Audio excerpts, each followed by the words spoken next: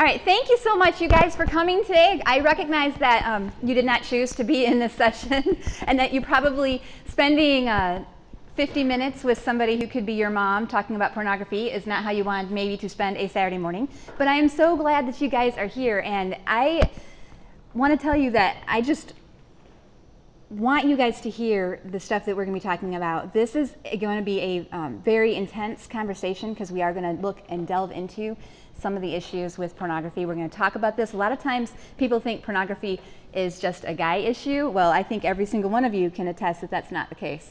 That you probably have friends or you yourself that have struggled with this issue. And so we're going to be talking about it, and I'll try to do it so that you guys can feel a little bit comfortable because I know it's an uncomfortable topic. So before we even start talking about the topic, I want to set the stage for this. And I want to look at a passage of scripture, actually 2 verses. And you guys might be really familiar with these verses in scripture. This is a scripture that's taken from the book of Luke. And what happens to kind of set the stage is that Jesus is at a synagogue. He's like visiting the synagogue, and they ask him to come up and to read the scriptures because he's a speaker, he's a rabbi, a teacher, and they want the teacher, the visiting teacher, to speak. So he gets up and he chooses a passage of scripture from the Old Testament, from the book of Isaiah, and he reads that to them, and he says, after he reads it, he says, "Today this is being fulfilled in your presence." So in other words, the person that this scripture is talking about is standing right in front of you. It's me. That's what he's saying. Now, I've set that for you guys to kind of set the stage, but what I want to look at is what he was saying, because what he was saying really can tie in well with the topic that we're doing today. So, I'm kind of afraid to move, but all right. This is found in Luke chapter 4, verses 18 and 19. This is what he read and said was about himself. He said, "The Spirit of the Lord is upon me, because he anointed me to preach the gospel to the poor. He has sent me to proclaim release to the captives and recovery of sight to the blind, to set free those who are oppressed, to proclaim the favorable year of the Lord." I just absolutely love that scripture, especially in the context when we're talking about sexuality, sexual identity, and pornography. Because Jesus said about himself that he has come to set the captives free, to release us from our bondage. And I can't think of very many other things that can captivate people and hold them in bondage than pornography. But the good news is that Jesus can set us free from that. In fact, he's the only one that can set us free from that. So if you don't get anything else out of this session today, get out of it the fact that Jesus came to set you free. And that's what he wants to do. He loves you. He wants to set you free. He wants to release you from the chains, whatever those chains might be. He can do that. Now, I wanted to start with a solution before we get into this, because there's so much stuff that we're going to be talking about, and we can get really bogged down in it, and it can feel kind of just, I don't know, you just feel kind of dirty and gross when you're talking about it sometimes, okay? But we got to keep our eyes focused on Jesus, because he loves us. As Dr. Yuan was saying, we are created in his image. We have value that he gave to us. And that value does not go away because we struggle with pornography or because we have made mistakes sexually. That value is still there. We are still valuable. We are still created in his image. He still loves us, and he still has a plan and a purpose for our lives. So I want you to keep that at the forefront as we're talking about all of this today. Many of you guys, and I'm not going to ask raise of hand, but I know you can think it in your brain. Many of you guys know people who are addicted to pornography, okay? Or you will date or marry someone, or perhaps you are dating somebody now who struggles with pornography. Some of you will fall victim to the mentality created by pornography. Some of you yourselves are struggling with pornography. And so I just want to put that all out there on the table. We're talking about it. It's a struggle. It's real. It affects everybody. The latest statistic I heard this, I think it was actually yesterday I saw this, and then Dr. Yuan said he was 9. The latest statistic I heard is that by age 8, most people have had their first exposure to pornography. Wow, okay? We are all at different levels. Some of you guys have had your first exposure to pornography when you were young. Some of you probably have not really been exposed to it that much, but you will be, or you will know somebody who has been, because it is so pervasive. But remember the good news as we go about this, that Jesus came to free the oppressed, to release the captives. He's the healer. He is the great physician. He's the only one who can meet the needs that so many people think they're getting met when they go to pornography. Jesus is the one that can meet those needs. Nothing else can, just him. We need to keep our eyes on Jesus as we discuss this issue. All right, so keep that in mind as we delve into all the rest. All right? Okay, so here we go. First of all, what is pornography? All right, now I'm going to give you a definition, and then we're going to talk a little bit about it. And I know some people are like, oh, come on, seriously, you're going to define pornography for us? I mean, come on, this is 2021, right? Well, listen, I want to make sure we're all on the same page, that we all understand and we all know what pornography actually is, okay? First of all, before I give you the definition, data shows that teens and young adults use porn more than any other age group. And just to give you like a background on that, I was talking with one of my kids, and he knew that I was doing this seminar today, and we were having a discussion about pornography, and we were talking about how, you know, it's just kind of accepted. It's kind of like, yeah, everybody does it. That's kind of the mentality people have. It's not even looked at as something that people are ashamed of anymore. I don't know if you guys are seeing this or not. You know, when I was your age, it was like, you know, a huge.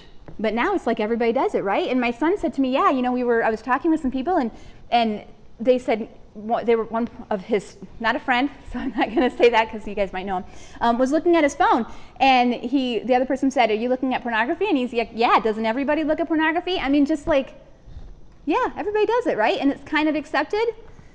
That's kind of sad. So we're going to talk about why it's so sad and why it shouldn't be just accepted, and why we need to actually take a stand for that in our own lives, to stand up and to let people know the danger of pornography, and also if we have a struggle with it, to deal with that head on and let Jesus set us free.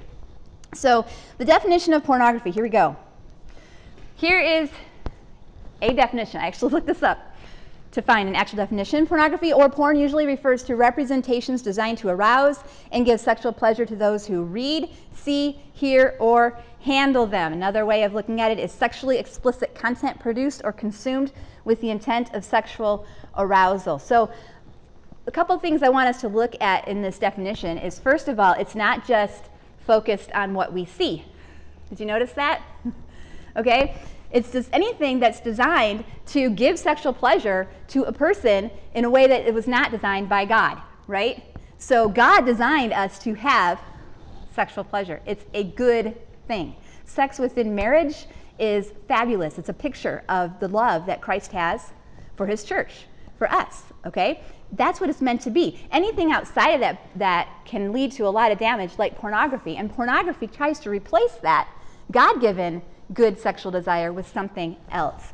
And sometimes people will say, well, you know, I'm looking at TikTok and that's not porn. Okay? It doesn't arouse me sexually. Well, you know what? The definition, people will say, well, if it's, you know, it's just light, it's not hard. And we're going to talk about this a little bit later, that what actually happens in your brain when you're viewing porn, or when you're looking at porn, or listening, or reading, you get patterns that are built up in your brain that get strengthened and strengthened and strengthened, and it's like you need more to get the same satisfaction that you had at first. So somebody might look at something and they say, oh, that's nothing. But the reason they're saying that could be because their brain has been trained to want more and more and more and more and more. So anything that's designed to arouse and give sexual pleasure outside of that committed relationship that God designed can be defined as pornography. And I want to take a moment also to look at this term, emotional porn, which is something that can be kind of a challenge to us girls, okay? So data shows, the science shows that, you know, guys, you may have heard this before, a lot of times most men are turned on by sight, okay? Which is why the pictures, the videos, that gets them. Well, the same things happen in our brains, in female brains, when we are reading things that are designed to bring sexual arousal, like some romance novels, okay? Ouch. Yeah, but remember what that definition was. Anything that is designed, it's designed to bring sexual arousal outside of the way that God originally designed it. So we need to be careful that we don't think, oh, I don't have a problem with porn, but we're so addicted to those romance novels that we're living a fantasy world through those. That, you know, what does porn do? Well, it kind of puts the person in a fantasy world, right? And that's what they want, and that's what they desire, and that's what they expect from their relationships. Well, romance novels, some of those romance novels can do the same thing. That's what emotional porn is, where you want those, you have these fantasies that you're having. This is how you think it should be. This is what I'm going to be satisfied in, this type of thing. Okay, so just be careful about that as we think about all the different areas of pornography and the different ways that Satan tries to get in there and distort and kind of twist what sexuality actually is. Okay? All right, so why do people choose to view pornography? Well, I do not have anything written on that slide because I want to hear what you guys think. All right? So what are some reasons that people would look at porn? Just, you can raise your hand, you can shout it out, help me out. Yes, ma'am. Okay, they're feeling like they want to be aroused somehow. Okay, and you know, God, we talked about this. God has placed in us sexual desire, right? So they want to get that sexual desire filled somewhere, so they might do that. Any other reasons that you guys can think of that somebody might look at porn? Yes, ma'am? Curiosity. Yeah, that's what, you know, that's what drives a lot of people the first time. Like they'll hear a term or they'll hear something, and so they'll just put it in their search engine to find out what it is, and then a picture pops up, and the next thing they know, they're seeing other stuff. Okay, that maybe that's happened to someone you know or to yourself. Yeah, that's a good. Yes, ma'am, back there. Look cool around your friends. Yeah, because after all, everybody's doing it, right? So if I'm not, then there must be something wrong with me and I'm not as cool. Did I see a hand over here? Yes. Accidentally. Yeah, accidentally. Exactly. Yeah, and I'm not, again, I so much want to do this, but I'm sure if we went around the room, some of you guys would have that accidental exposure, right, when you were young. Like you didn't mean to, but you saw maybe an older brother's stuff or dad's stuff, or maybe you just were, you know, what about those ads that pop up? You know, and seemingly, yeah, some of that stuff, that definitely fits the definition, right? And then it gets you in and gets you hooked and going. Good. Any other reasons that you guys want to give? Yes. Lack of sexual interaction, as they said. Yeah. Okay, yeah. And that goes kind of back to what Shaylin was saying. You know, you have that desire and you want to get it met somewhere, and so you think this is something that's going to meet that need, but it doesn't. It falls short, okay? The sad truth is that people pursue pornography in a vain attempt to try to meet unmet needs, heal wounds, resolve shame, feel connected, ease anxiety, or a myriad of other reasons. There's a ton of different reasons that people seek pornography, that they do that, and a lot of it does have at its core stemming from they want to try to meet some sort of unmet need that they have. And they think this is going to meet their need, but it falls, sadly, it falls very, very short in that. All right, so what are the dangers of porn? I've been saying there's dangers of porn. What are the dangers of porn? Right. So let me talk about some of the specific dangers of porn as well. First of all, is systemic abuse, okay? So because of pornography and highly sexualized media throughout our culture, millions of people are being systematically trained to think that what they're seeing in pornography is what's real, okay? And it's harder and harder stuff, just stuff that isn't the way that God designed it to be. So they're thinking that things like bondage, group sex, bestiality, sexual violence, and child abuse is what sex is supposed to be. I think he even alluded to that in the video, that guys are thinking this is what I want, this is what it's supposed to be like. And so they get with their girlfriends or their spouses, and that's what they want to do. And it's leading to a lot of abuse in that way. Girls, I want to tell you that sex is a beautiful thing. It is not meant to hurt you and damage you.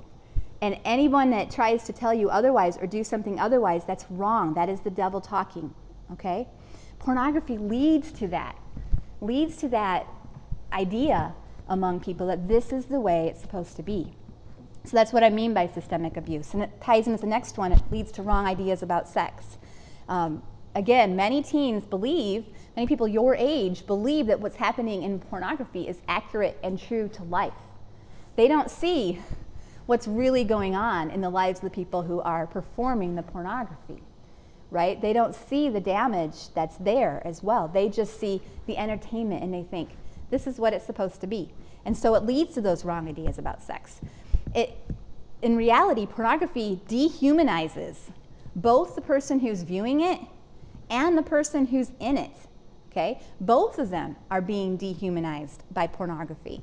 Often we watch it, we think that's the way it's supposed to be, and that's, you know, it sets things up to expect that in a relationship, but that's not what it's supposed to be. And then let's talk about the changes in the brain. I alluded to this earlier. I'm going to go through this really quickly because it's chemistry, and I don't like chemistry, but it's really fascinating stuff, okay? Because it's super fascinating, because when you look at it in the grand scheme of things, God created our bodies in such a wonderful and magnificent, awesome way that all of these chemicals happen that bond us to our spouse, which is why we keep saying, you know, you'll hear adults say, just wait until you're married, because you want to bond with your spouse. You don't want to bond with a bunch of other people before that, because chemicals are going on. So let's talk about the changes in the brain and the chemicals, all right? So this is my putting on my smart cap, pretending for a moment, all right? Here are the chemicals involved. So first of all, we have serotonin. Anybody ever hear of serotonin?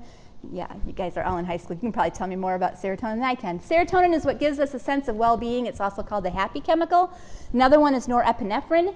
That gives us exhilaration and increased energy. It plays a part in memory. This is fascinating in sex. So what happens with norepinephrine, I can't even say it, that one, norepinephrine is released with sexual stimulation. It actually helps us to remember those details, to remember that time together with our spouse, which is why when sex is taken outside of context, sometimes you can't get that out of your mind. You have pictures, you remember those other encounters, or when you're looking at pornography and you see the pictures, sometimes years later those pictures can pop up in your brain. That's norepinephrine working. Okay? It's the chemical that was there when you first saw it, or when you first had that experience, that bonds that and that makes that keep coming up in your memory. Oxytocin, this is also a bonding chemical that's released during sex. And dopamine, which this directs our cravings for intimacy and sexual arousal. It gives a momentary feeling.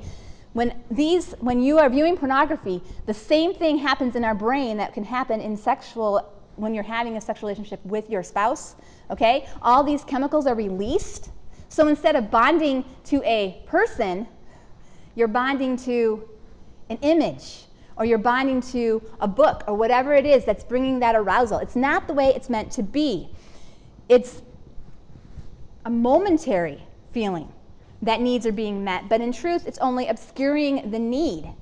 Meanwhile, porn is stealing from and enslaving those who use it. It's hijacking the brain. It's hijacking the brain's God-given design in order to produce immediate gratification. Instead of bonding one person to another, like I said before, and strengthening that relationship, pornography is bonding a person to a screen. It's not real, okay? All these chemicals can be released when viewing porn, but porn's not really meeting those needs. And when we develop, I mentioned this earlier, when we develop patterns of behavior over time, the patterns can actually change the functioning in the brain. The brain, this is an interesting, amazing thing. The brain is fluid and dynamic. Even now, your brain is not fully developed where it's going to be. It takes a while, okay? Things can happen that help us to develop patterns in our brain that mold the brain a certain way.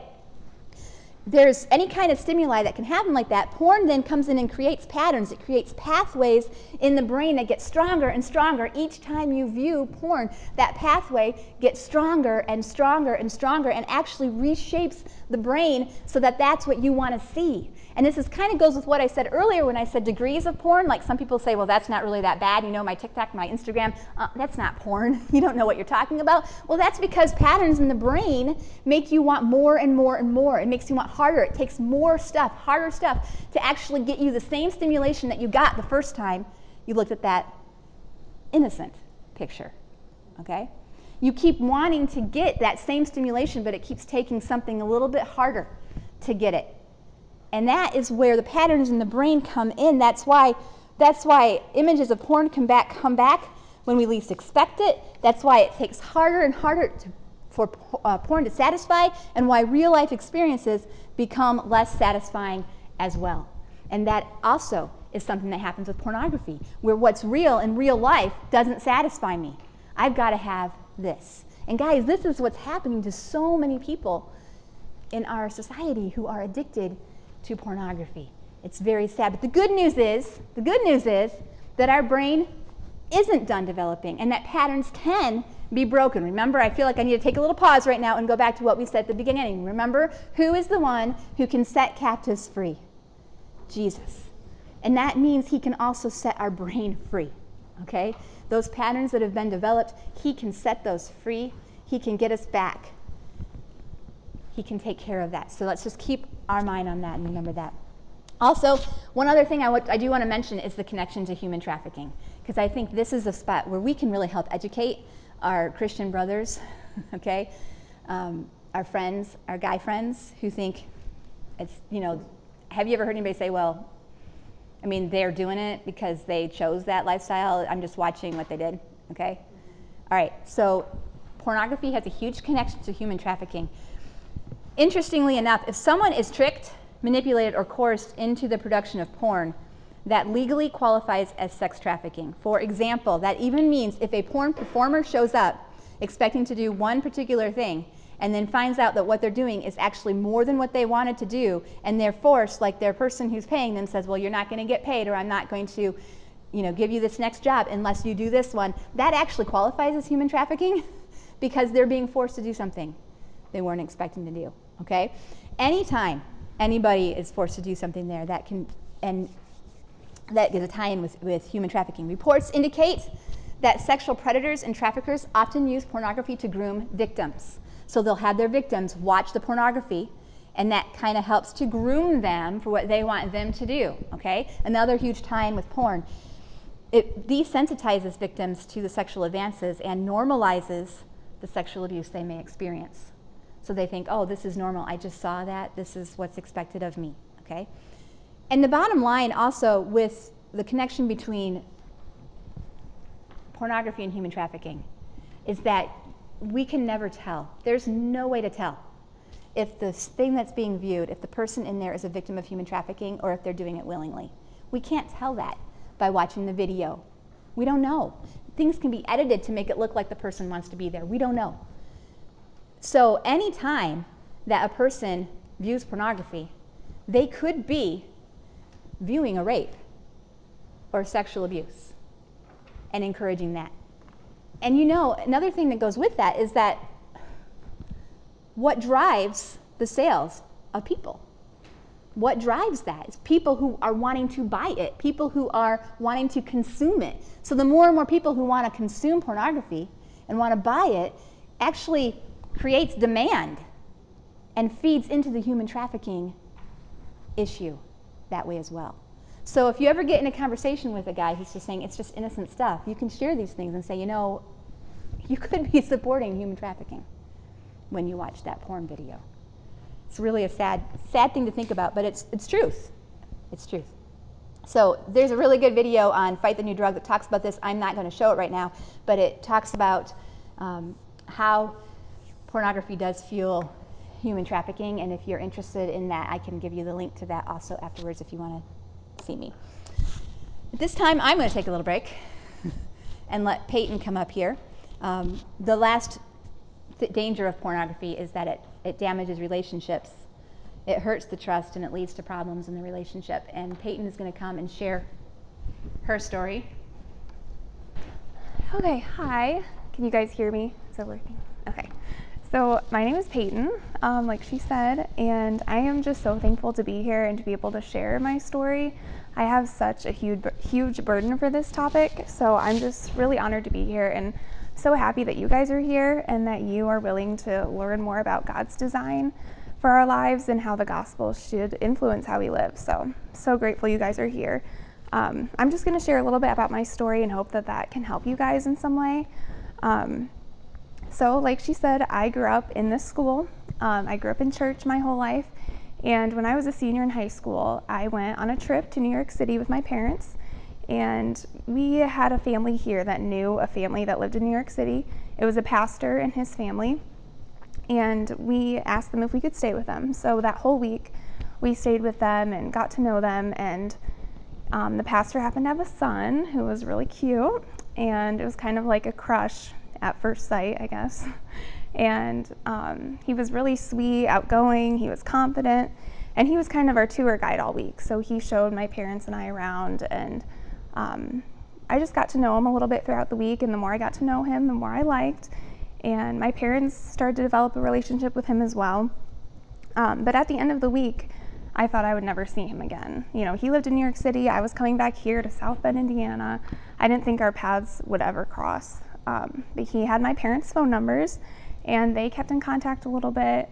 I didn't really talk to him at all, but one night I got home and he was in my basement. He had flown and surprised me and spent the weekend with us.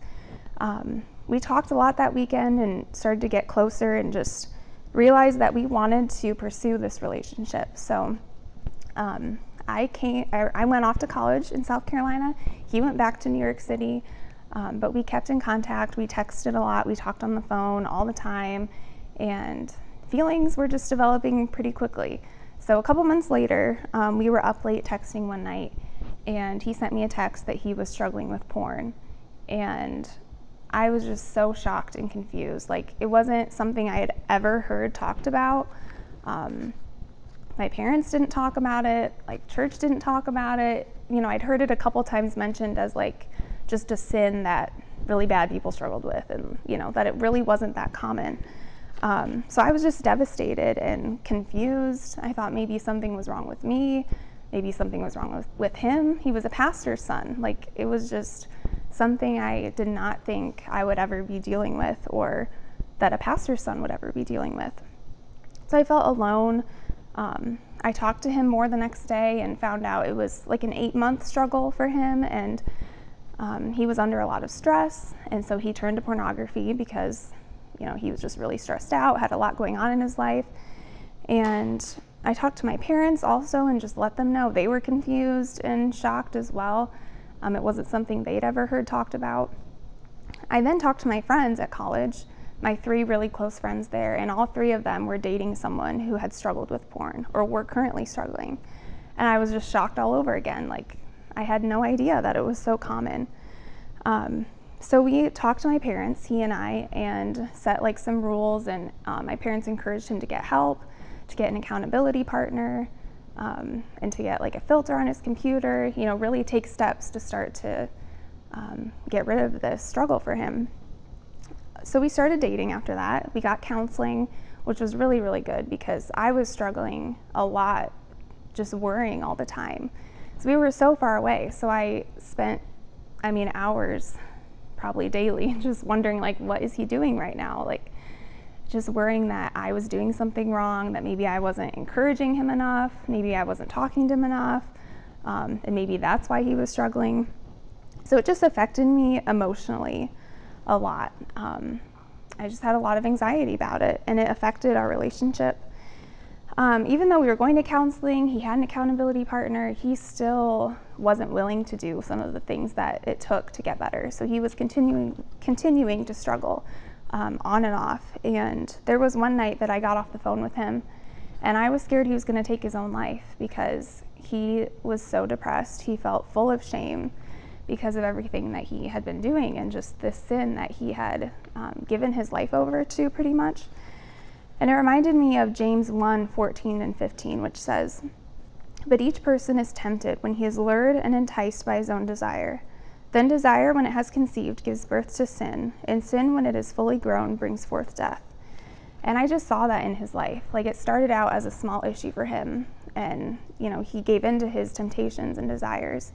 And that slowly started to take over his life. You know, he kept giving in, and the shame just overtook him, and he was really depressed, and I didn't think he wanted to live anymore. So he decided to go to a conference that was for men who struggled with sexual sins. And after that conference, he decided to be honest with me and tell me that it was actually an 8-year struggle for him and not just 8 months. And it was a deep-rooted addiction for him, and he really needed help. But after that, I just realized I couldn't trust him because he had lied to me for a year and a half. And it was something that he needed to take seriously and really get help. So we decided to break up, and it was really, really hard because we had talked about getting married. Like, we were making plans for the future. But I just knew I couldn't be with someone that I couldn't trust and who was still involved in this sin. We both said, though, that we wanted to share our stories and to help people and bring awareness to this issue because it is so common. So after that, I was feeling pretty hopeless and discouraged, and the more friends I came in contact with, the more I found out that it's everywhere. And I think most of my friends that I have talked to, their boyfriends have struggled with it or are struggling with it, or they have. And I've just realized it's everywhere, and most people are affected by it or will be affected by it. So I was feeling like I wasn't going to ever find a guy who was putting, what God said about sexuality and about how we should use our bodies above his own desires. But about a year and a half ago, I met a man who had just given his life to the Lord, and I saw God changing his life, and he started to say no to sin and say no to those temptations. And now we are getting married in March, and it's just been awesome to see God change his life and to see what God can do when someone gives their life to him and puts their trust in him and looks to him for strength. So, thank you. Thank you so much, Peyton, for sharing that story. I love just seeing, especially the end of her story, how, God has shown her that there are people, and guys, there are guys out there. Ladies, there are guys out there. They're not perfect. They may have struggled with porn, but there are guys out there that are seeking God. That's the type of guy to look for. That's the type of guy to look for. So we wanted to just kind of end this session with giving you some practical tips for those who are struggling with porn. And these are some tips that you can use yourself, or some tips that you can use to help one of your friends that might be struggling. But just some practical things that you can do, always remembering that it's Jesus that sets us free. So first of all, the first thing I put on there is remember who you are. And this just ties in so much with our whole theme for today, identity, okay? You are not your sin, right? That does not define you. You are a child of God, created in his image and dearly loved by him. You are not loved any less because you look at porn. You are not despised by God because of that. He loves you and he wants to help you, okay? Rely on his grace. Remember that. Don't beat yourself up. Just because you're struggling with porn doesn't make you any less valuable, all right? I want you to hear that. I want you to take that away today. Whatever you're struggling with, that struggle does not decrease your value. You have value given to you by God himself. And that value, nothing can take away from you. So always remember that, no matter what you're struggling with. Remember who you are. You are a child of God, created in the image of God and loved dearly by him. And God is the one who can help you. So start with prayer. If porn is a struggle with you, start with prayer. Ask God to come in and to really help you with this. And rest in his grace. Get help. All right? So this might seem obvious, but porn is something that's really hard to break on its own, especially if it's gotten to the point of addiction. Okay? So and this is for you or for anybody you know. Get help. You guys were all probably brought here by a youth leader who cares so much about you that they brought you to this conference.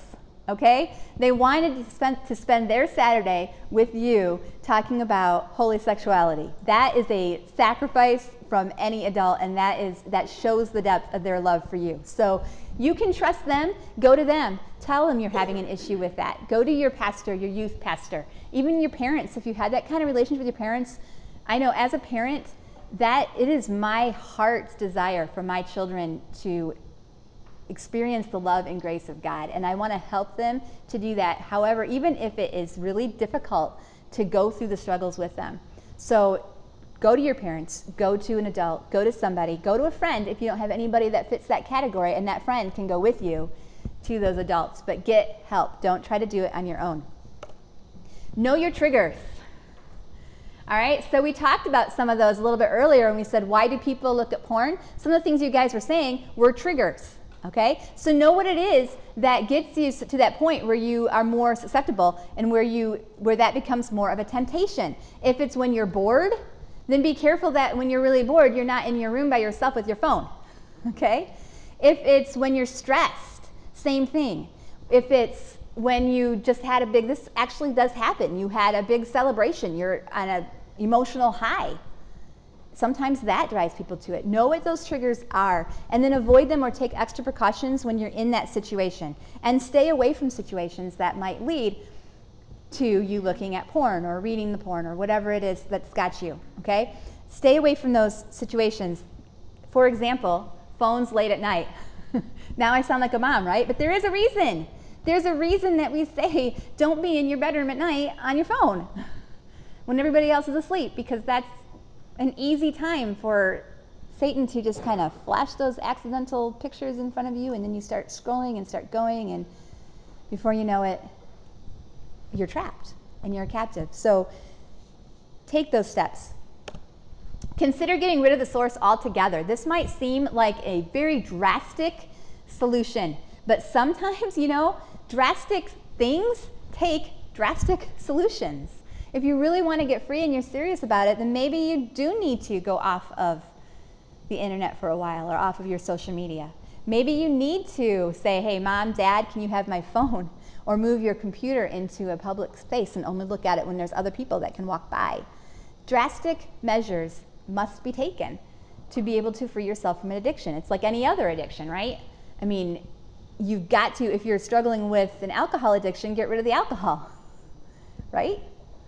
So consider getting rid of the source altogether. Another thing you can do, and Peyton mentioned all of these when she was talking, but internet filters.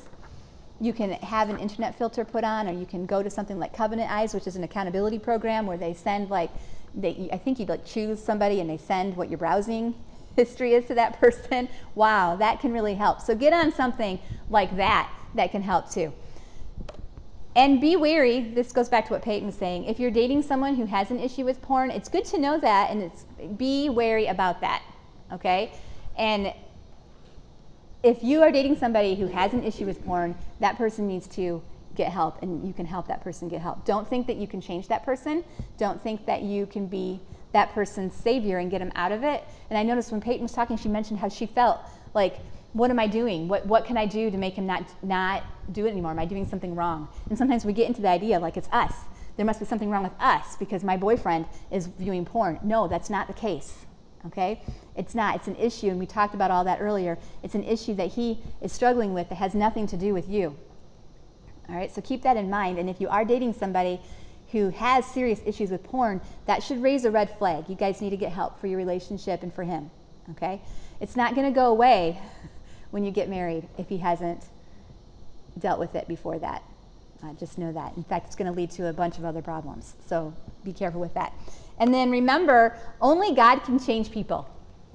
We can't fix the person as much as we want to. It's not up to us. We can't be the ones that can save that person. Only God can do that. So remember that and leave it to God.